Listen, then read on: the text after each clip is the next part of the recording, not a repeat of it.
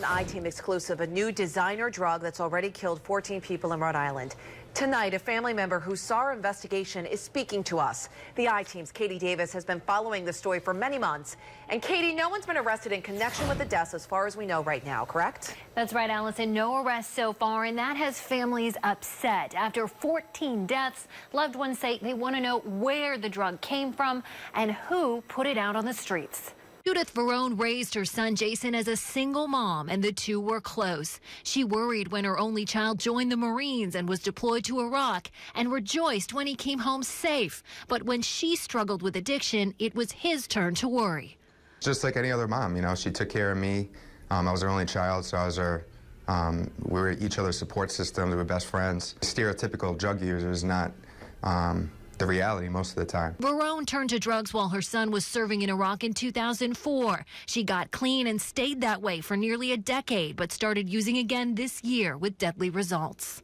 It was probably the biggest obstacle in her life, you know, and she fought and fought and fought. And it's an illness, you know, so she got help and she was doing great for a while, and I thought she still was doing great. Jason Cody discovered his mother's body inside her home in Lincoln March 23rd, one of the first Rhode Island victims of a new, never-before-seen designer drug called acetylfentanyl. It's a man-made version of a powerful opiate found in hospitals, created in underground labs by someone with chemistry knowledge. The health department warned the designer drug is now popping up in pill form on New England streets. A few weeks after his mother's death, Cody got a visit from DEA agents. He showed them his mother's cell phone with text messages from the dealer who sold her acetylfentanyl. But so far, there's been no word of any resolution. Was that frustrating that he could still be out there selling drugs? Very. I wish I knew more information as to what's going on. It's been almost a year now, so it's been a while. It hasn't been just a few weeks. It's the same concern the I-Team heard from Paul and Debbie Parento. Their son, Paul DeRocher, died in Woonsocket after taking acetylfentanyl. My kid is a good kid. He's not a kid on the streets. He worked. This drug killed him.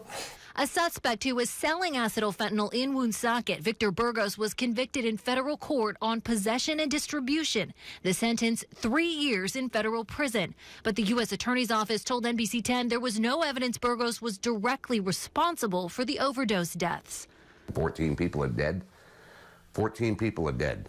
You know, it's not possible. The people cooking this up ought to be getting, they ought to be getting close to a lifetime sentence because they're pretty much killing everybody that they're selling it to. Jason Cody agrees. He wants to see someone prosecuted for producing the deadly drug and putting it out on the streets. I would just like to know that there's been an end to this, that somebody's been held accountable and they know who made this, who's been distributing it. And the U.S. Attorney's Office told me the investigation into those 14 deaths is still an open matter, with several federal agencies involved in the investigation. But a spokesman said he couldn't comment on whether or not more arrests might be coming. Live in the studio, Katie Davis, NBC 10 News.